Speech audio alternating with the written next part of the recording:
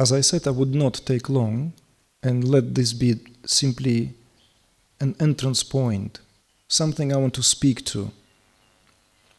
But don't take this as a theme to listen to. It's not something that, it's more like speaking something out loud, but whatever is there that wants to go into the field of inquiry.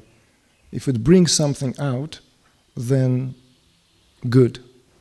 Let this be just an entrance point. So what is it all about? What all this is about? What this is all about? This spiritual quest, this whole enterprise, this whole path. What is it all about? What is it really? What is going on? What is happening here? Where does that quest come from? These are foundational questions that every spiritual seeker at some point being confronted with, to whatever degree. Why does life, which proceeds and has its own energy, suddenly have this interruption, as it were, which it is an interruption. There is this flow of life with its own demands, with its own joys and sorrows and positions, right? Aspirations, intentions, achievements, success, failure. And yet there comes this distinctive something that wants to know itself.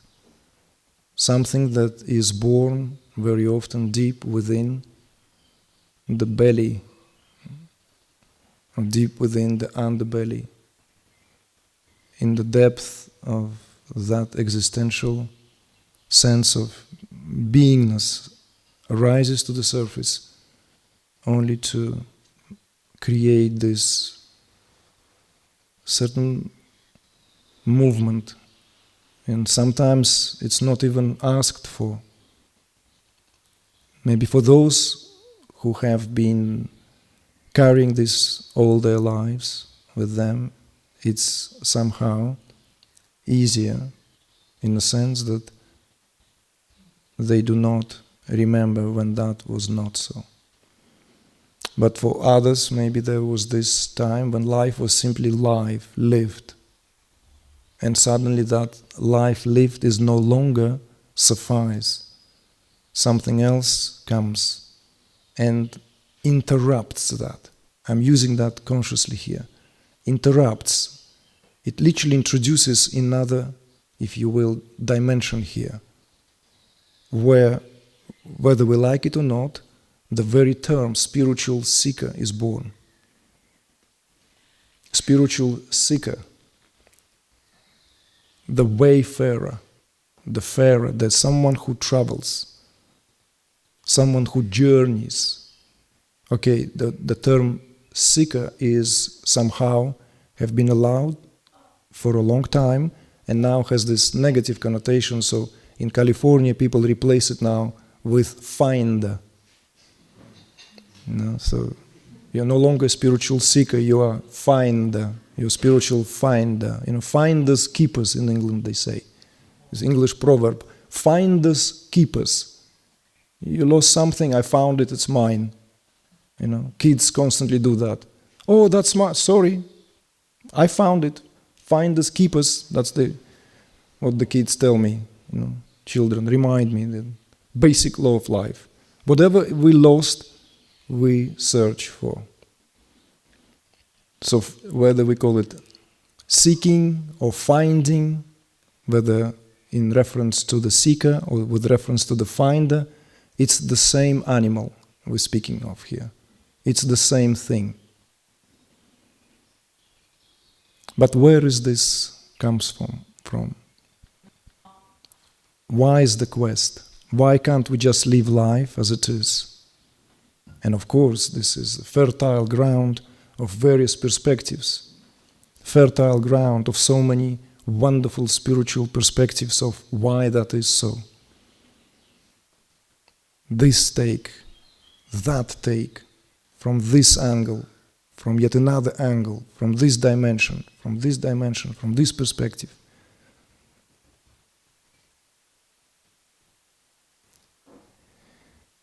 Yet if we look into it, or if we have been looking into it attentively enough and for a while,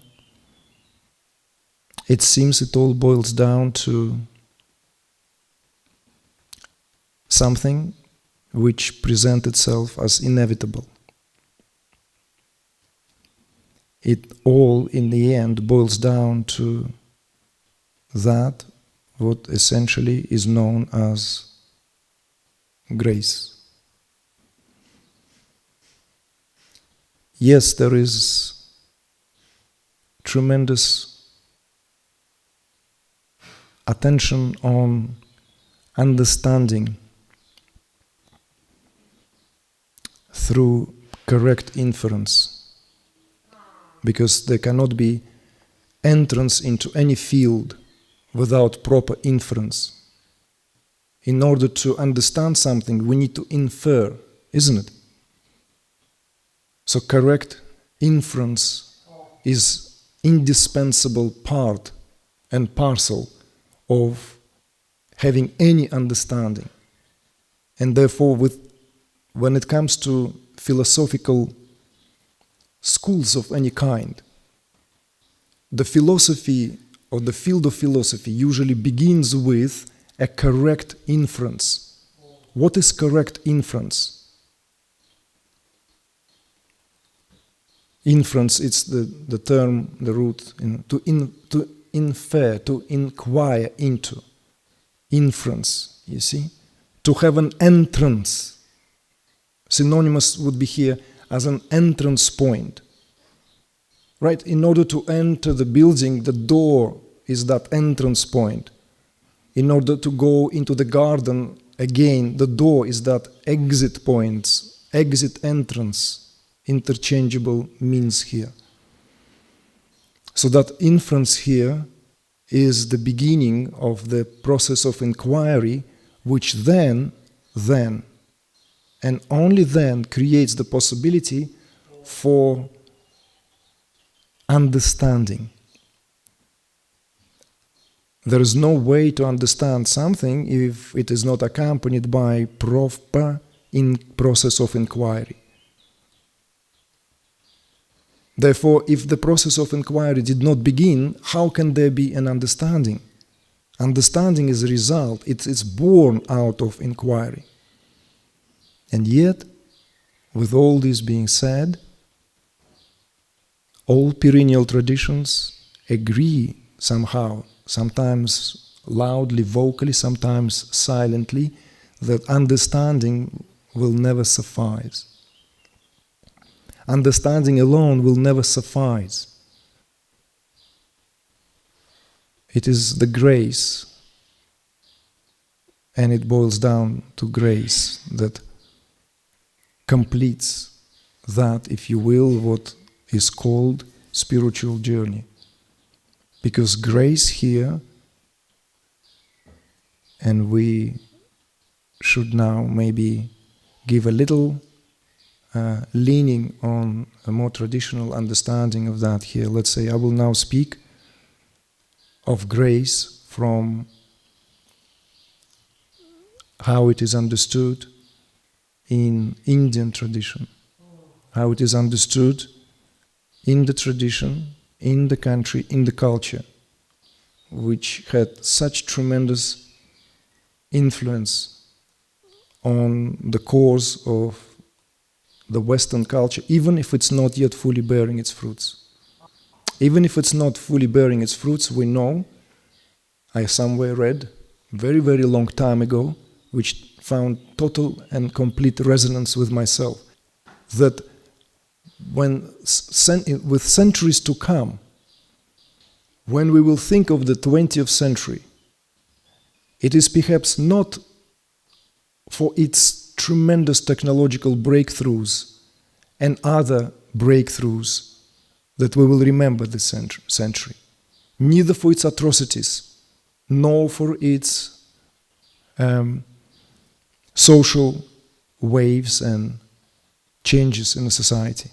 But perhaps that century will be remembered for a massive cross-pollination in terms of spiritual ideas that 20th century brought, that maybe were in the making, brewing for a long time, for a much longer time. There are some researches were made, there are some insights how long and when that process began. And of course, we ourselves addressed and spoke about it on several occasions, that this interchange or exchange of ideas goes back into antiquity. Silk Route served as that connection point of the cross-pollination of the ideas, which was carried by spiritual wanderers who would simply join the caravan with goods. But it just happened that in the 20th century, that revolution, if you will, meditation revolution took place, where this very often reserved for the domain of the professional bearers of spiritual realms, for the priests, for the Brahmins, right? For those that in India they call Brahmins. These methodologies, these spiritual methodologies, simply were brought to the West and introduced to a householder. This is not short of a true revolution. Meditation in the 60s became essentially, if you will, a commonly held term. It was no longer a domain of the monks, the priestly class. It was brought into the household, into every household if one was interested enough in any degree of personal development. So therefore I will now go to that culture to simply give us this perspective on what grace here represents and why grace is that, if you will, indispensable, final, and without which no result can be truly brought to fruition, because grace here is not an addition. Grace here is not something which simply goes as a cherry on a cake. It is the cake. So let us speak a little bit about the grace from the perspective of how it is understood, let's say, in Vedic and tantric traditions. So grace is the aspect of awareness itself, which in this dynamic, if you will, tension, where this out of its own immense desire, out of its own immense will, and with these aforementioned qualities, there is nothing that it cannot achieve, obviously, because it is propelled and moved as the very potency of its own. Again, in Indian spirituality, it's spoken of as will, knowledge, and action. Will, knowledge, and action. And the absolute awareness or consciousness from the capital C possesses these primal qualities. The primal quality of will, the primal quality of knowledge, and primal quality of action.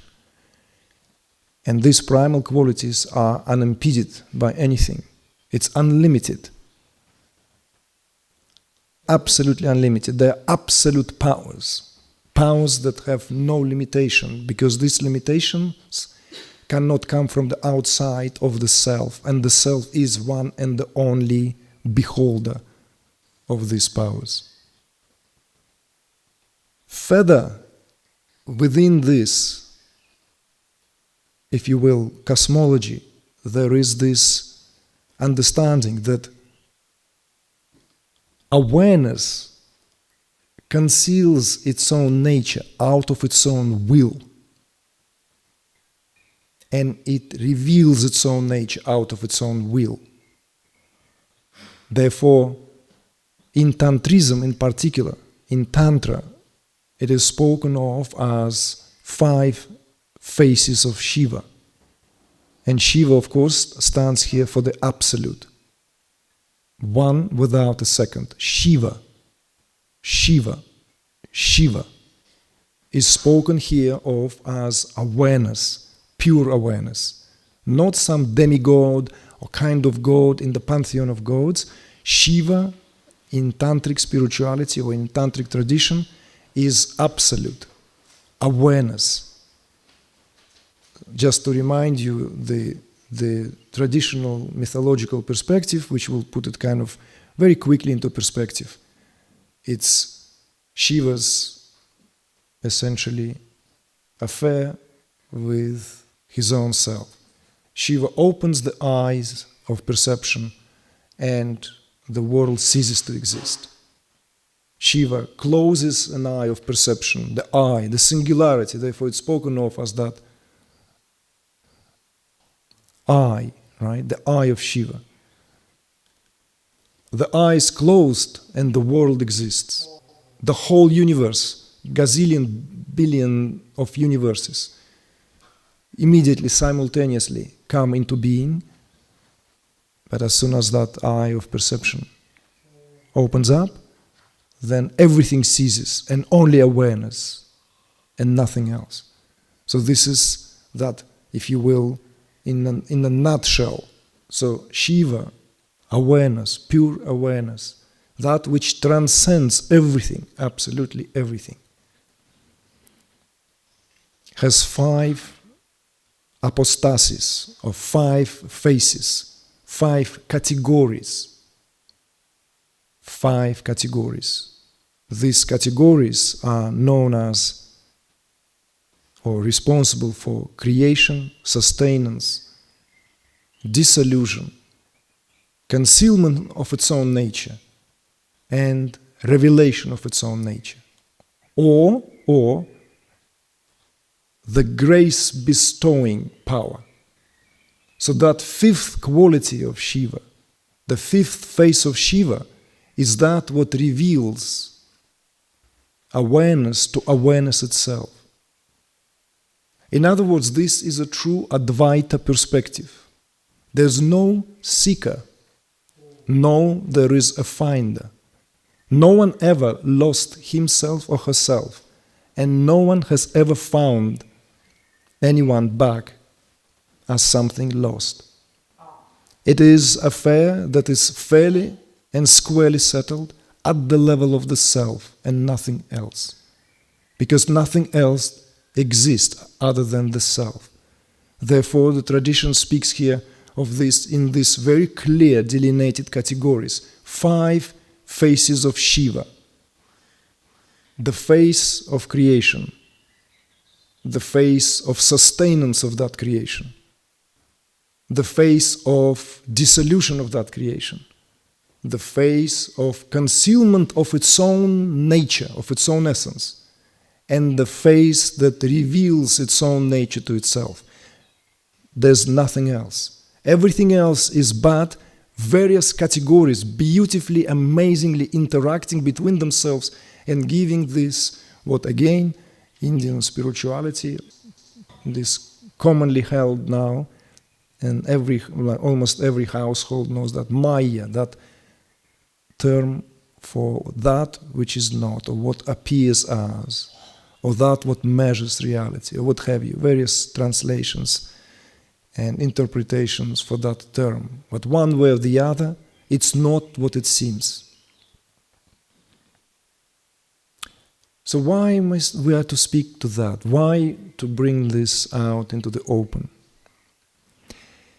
Well, again, I would like to give it a slight, if you will, cultural spin on that. Because the teachings that were coming from the Orient to the Occident were welcomed and embraced, really, really recognized for its value. For a very long time that was the case. The Bhagavad Gita was read among the intellectuals in Europe and in North America already in the 19th century, if not before. We know that, right? We know that as a matter of fact. German philosophers, Russian writers, American poets all paid tribute to the Bhagavad Gita, which Maharishi Mahesh Yogi called the pocket wisdom of the Vedas. Pocket wisdom, because Bhagavad Gita is only a portion of the greater Mahabharata. It's just like that sliver, the portion of what takes place in the greater Mahabharata contained in the Bhagavad Gita. But the Bhagavad Gita deals with all scopes and facets of life. It deals with existence itself and it deals with transcendence, because the Bhagavad Gita part is the dialogue of Arjuna and Lord Krishna, as you know. Or if you don't know, that's setting it off now for you. Krishna stands for the absolute and Arjuna stands for that individual existence. And the dynamics between individual existence and the absolute in the final hour of that battle on the battlefield. So the teachings were coming from one culture to cross-pollinate another culture. But guess what happened? Interesting thing has happened. The orientational ground of Western culture turns to be very different from the orientational ground, fundamentally speaking, from where these teachings came from. These teachings came at the time when the West has entered what we could perhaps call, not insisting, just suggesting, we could perhaps call as the epitome and the final phase of individuation, of this kind of a glory to the fragmented, isolated individual existence. The whole culture is tailored, that whole democratic idea is actually tailored for the flourishment and fulfillment of individualistic tendencies in every particular individual. It has been taught to us in schools that these are indeed the culmination of the ideas born sometimes in ancient Greece. Sometimes these ideas of democracy and what it truly represents really now being brought to the flourishment. Whether that is true or not, it's not for me to bring to question this evening. But what I would like to bring to your attention is this fact that the teachings, these perennial teachings that came from the Orient in our times came from the culture which held transcendence at the core value of existence, into the culture where the individuality is the core value. Do you see the dilemma now? The teachings come where the understanding is that there is nothing else other than squarely align whatever one still did not fully align with that transcendence. This is the premise of the culture. The premise of the culture. Of course, many Western minds, creative, scientific, philosophical, have noticed that, have detected that, have noticed that. You can read that. A great Russian filmmaker, Andrei Tarkovsky, exclaimed that artists in the West is obsessed with the idea of self-expression. But the self-expression is expression of this me, my story, my perspective, my point of view, my individuality.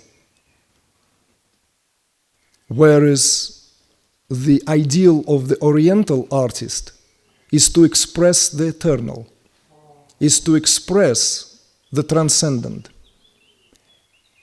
Not necessarily through how I individually observe it, but that individuality meant to drown in the transcendence of the experience. Just start paying attention and you will see that. In music, in architecture, in traditional arts, visual and otherwise, you will see that from India to Japan, this runs as a golden thread. Take the classical music in India, raga. There are ragas performed today by greatest musicians, which were performed 800 years ago. They were selected, classified, and placed into this pantheon of particular forms of music which expresses a certain quality in nature. And the role of the musician not to outsmart this, the role of the artist, but to be as close to that as he or she possibly could. And the self-expression only lays in the way it is being performed within the given, if you will, dynamics of these sounds, these notes. So in other words, even the culture doesn't ask the musician, wait a minute, this has been performed for 800 years, shouldn't we shake it up a little bit, kind of like give it a bit of a spin, like give it a bit of a kind of, boom, boom, kind of. No, it doesn't come into place. It's a completely different perspective. But it just happened that here something else took place, something else took hold. Again, I said that many times before, if you are to study history of art, you will see how that happened in the West, how from the place of the anonymity of creative act, where the community was the author. When we go back to the medieval times, we come and enter the time of the Renaissance. And Renaissance is characterized by this sudden rediscovery of, if you will, the ideas of the Greeks, and this has given the spur, given the wave of what the term stands for, and that humanistic ideas. These humanistic ideas take hold. And these humanistic ideas also carry very strongly these seeds for self-expression, exemplified by that act of Michelangelo, just as a little story, jumping over the fence in the St. Peter Cathedral when he overhears that his magnificent Pietà being discussed. Pietà is, that subject, right? Is the Mother Mary mourns the body of the Christ taken down from the cross. It has the name Pietà in the history of art, from the Latin piety, pietà, English piety, right? Like to take, like a mournful, sorrowful act, pietà. And it stands as one of the iconical themes in the history of art. You can go and see very, very early pietas, very, very primitively cut out of stone back in the 12th century, But 15th century, we have Michelangelo, right, this genius, and he carves it out of one single block of marble. It's a magnificent work of art.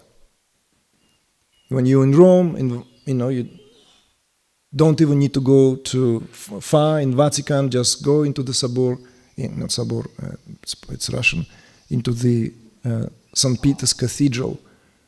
And it used to be on the right at the entrance, now under the bulletproof glass, because it, provoked many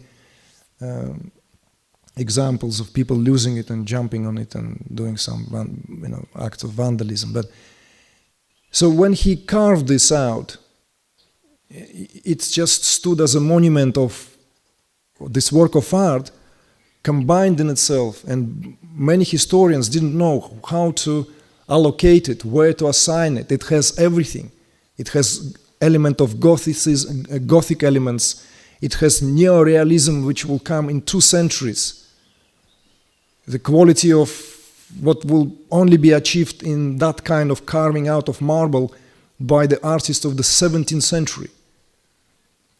And yet it has this complete elated quality, transcendent quality in that work, young Michelangelo. But then he hears conversation. There are 2 folks standing and discussing. Oh, wow, who is this magnificent piece by? Oh, I had its sculptor, and mentions the name. Not Michelangelo, of course. Michelangelo stands behind the curtain, so behind the column, and torn by the pangs of anger. How dare they not know that this is him who carved that? It's not so-and-so.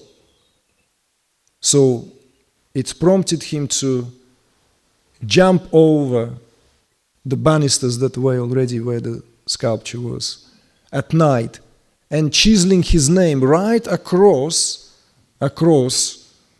what was meant to be a leather strap, which was supposed to be supporting the body of the Christ when he was taken down. So he chisels his name, Michelangelo Buonarroti, right across the whole of Pietà. So here we have a very new chapter in the art history. You see?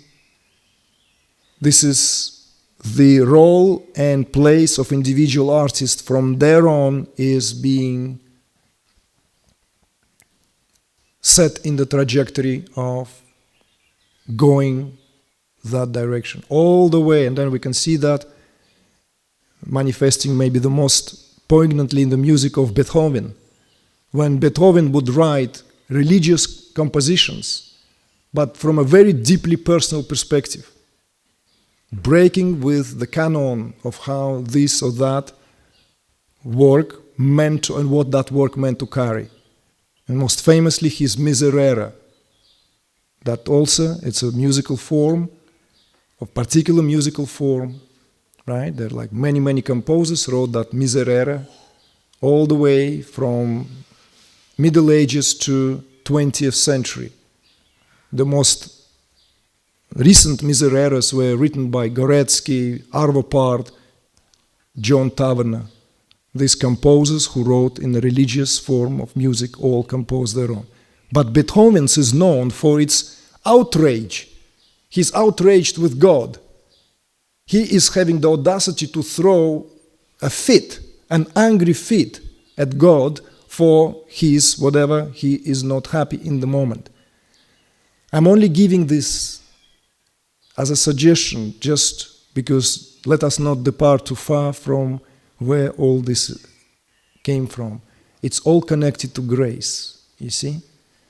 So these loftiest teachings that came from one particular culture, which is rooted and anchored in the transpersonal, and only from the point of view of transpersonal, and works from that place, steadily works from the transpersonal into the culture where the personal is of the highest value.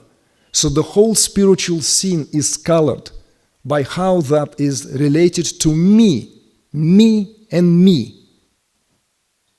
Hence the quest. So therefore, that reminder, the 5 faces of Shiva, it's the end of me, even if it's not yet viscerally experienced. It's the end of me. I never came into the picture because it's not my ignorance and not my enlightenment either. It is the affair settled at the level of the self, where the notion of myself is already transcended before any possibility for any particularity takes place. This is the beginning of the work, if you will. This is the beginning. It's the first and a cornerstone understanding where one can then build or dismantle whatever perspective you want to take.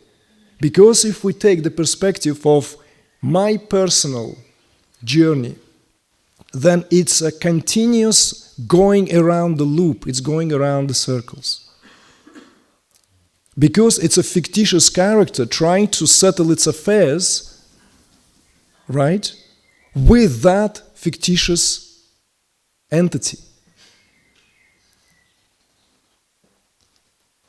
So this is something that kind of was passing through.